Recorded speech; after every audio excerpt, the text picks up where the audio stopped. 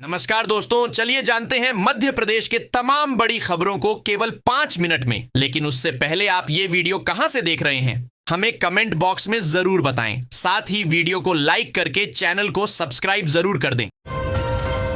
मध्य प्रदेश की करोड़ों लाडली बहनों के लिए महत्वपूर्ण खबर है। 7 अगस्त को राज्य की मोहन सरकार ने 27वीं किस्त के लिए 1,26,89,000 लाडली बहनों 1,859 करोड़ रुपए जारी किए थे। इसके तहत बहनों के खाते में 1,250 के साथ रक्षा बंधन के शगुन के रूप में 250 रुपए अतिरिक्त रूप भेजे गए थे। इसके साथ ही उज्ज्वला योजना के अंतर्गत 28 लाख से अधिक बहनों को 43 करोड़ 90 लाख भी जारी किए गए थे। अब सितंबर में 28वीं किस्त जारी की जानी है। संभावना है कि 10 से 15 तारीख के बीच कभी भी राज्य सरकार द्वारा पैसे भेजे जा सकते हैं। हालांकि अभी फाइनल डेट का ऐलान होना बाकी है। मध्य प्रदेश के जबलपुर में इसाफ बैंक की शाखा से 14.87 किलोग्राम सोने के आभूषण व 5 लाख नकद लूट के मामले में बिहार एसटीएफ ने गयाजी जिले से 2 अभियुक्तों राजेश दास उर्फ आकाश दास और इंद्रजीत दास को गिरफ्तार किया है। इनके पास से लगभग 3 करोड़ रुपए बाजार मूल्य का 3.112 किलोग्राम सोना भी बरामद हुआ है। गिरफ्तार राजेश दास पर बिहार के विभिन्न जिलों के साथ ही झारखंड, छत्तीसगढ़ और ओडिशा राज्य के विभिन्न थानों में मामले दर्ज हैं।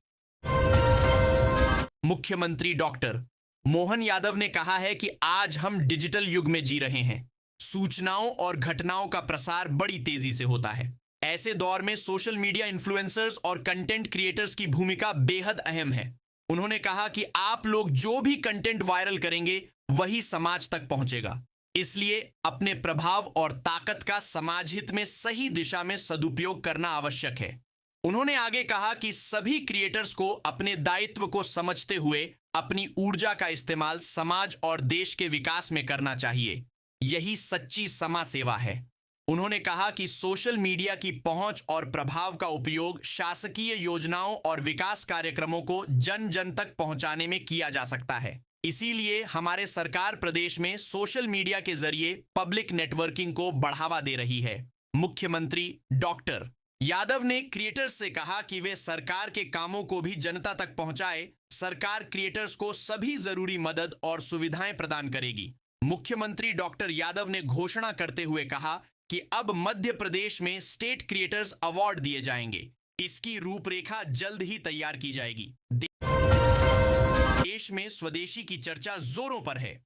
प्रधानमंत्री नरेंद्र मोदी से लेकर मुख्यमंत्री डॉक्टर मोहन यादव तक सभी नेता लोगों को स्वदेशी अपनाने का आह्वान कर रहे हैं। लेकिन इसके उलट प्रदेश के वित्त विभाग ने एक विदेशी कंपनी केपीएमजी को कंसल्टेंट नियुक्त कर दिया है।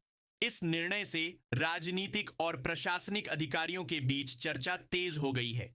केपीएमजी एक वैश्विक कंपनी है जिसके दफ्तर लंदन, न्यूयॉर्क और गुरुग्राम सहित कई शहरों में हैं। अब तक प्रदेश के विभिन्न विभाग समय समय पर निजी कंपनियों से सलाह लेते रहे हैं, लेकिन यह पहला अवसर है जब वित्त विभाग ने सरकार से बाहर की किसी विदेशी कंपनी को सीधे तौर पर परामर्श का जिम्मा सौंपा है। वित्त विभाग के निदेशक ने आदेश जारी कर अधिकारियों से कहा है कि वे कंपनी को बजट मैनुअल, आरण प्रबंधन प्रक्रिया और अन्य वित्तीय दस्तावेज उपलब्ध कराएं, जबकि बजट को सरकार का सबसे गोपनीय दस्तावेज माना जाता है। भोपाल नगर निगम ने एक अच्छी पहल शुरू की है। शहर में करीब 4,000 से अधिक जगहों पर विराजमान गणेश प्रतिमाओं के पंडालों से प्रतिदिन निकलने वाले फूल माला इत्यादि सामग्री के प्रबंधन का एक पर्यावरण अनुकूल तरीका खोजा है, जिसमें करीब 100 लोगों को रोजगार भी उपलब्ध हो रहा है। भोपाल नगर निगम के अतिरिक्त आयुक्त देवेंद्र चौहान ने कहा है कि यह पहल न केवल शहर को स्वच्छ रख रही है, बल्कि पवित्र प्रसाद का सम्मानजनक और उत्पादक उपयोग भी कर रही है। तियानजिन। प्रधानमंत्री नरेंद्र मोदी आज तियानजिन में 25वें शंघाई सहयोग संगठन एससीओ के राष्ट्राध्यक्ष परिषद शिखर सम्मेलन सत्र को संबोधित किया। इस दौरान उन्होंने वैश्विक चुनौतियों समेत आतंकवाद का मुद्दा उठाया। बैठक से पहले प्रधानमंत्री मोदी, राष्ट्रपति पुतिन और शी जिनपिंग मंच पर एक साथ दिखे। चीन के राष्ट्रपति शी जिनपिंग विश्व व्यवस्था में धमकाने वाले व्यवहार की निंदा की। उन्होंने कहा कि चीन एससीओ को आगे ले जाने का काम करेगा और आगे कहा कि वैश्विक नीति में धमकाना नामंजूर। पीएम मोदी आज चीन से भारत लौट आएंगे। चीन के तियानजिन में शंघाई सहयोग संगठन एससीओ 2025 जारी है। पीएम मोदी ने सत्र को संबोधित किया। उन्होंने अपने संबोधन में आतंकवाद और पहलगाम आतंकी हमले को उठाया। उन्होंने संकट के समय खड़े हुए मित्र देशों का आभार भी व्यक्त किया। बता दें, पाकिस्तान के प्रधानमंत्री शहबाज शरीफ भी इस सम्मेलन में मौजूद हैं। उनके सामने ही प्रधानमंत्री मोदी ने यह बातें कहीं। मुंबई के सिद्धि विनायक गणेश मंदिर की तरह झाबुआ के थांदला गेट स्थित चिंतामन गणेश मंदिर चिंतामन गणेश में भी भव्य आभा मंडल सिल्वर आभा मंडल है। इसके निर्माण में 40 किलोग्राम चांदी का उपयोग किया गया है। यह सारा कार्य भक्तों के सहयोग से पूर्ण हुआ। वर्तमान में चिंतामन गणेश मंदिर जन जन की आस्था का केंद्र है। मंदिर के निर्माण की भी अपना अनूठी कहानी है। भारत सरकार 3 अक्टूबर से लैब टू लैंड कार्यक्रम शुरू कर रही है।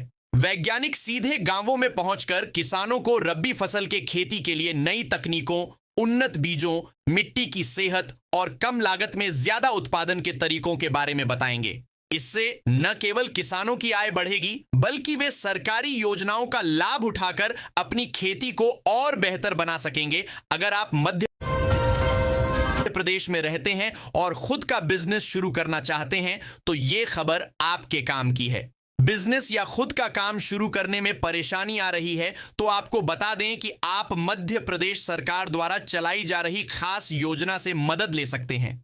जी हां, मध्य प्रदेश में मुख्यमंत्री स्वरोजगार योजना के तहत मध्य प्रदेश सरकार राज्य के युवाओं को अपना काम शुरू करने के लिए आर्थिक मदद उपलब्ध करा रही है।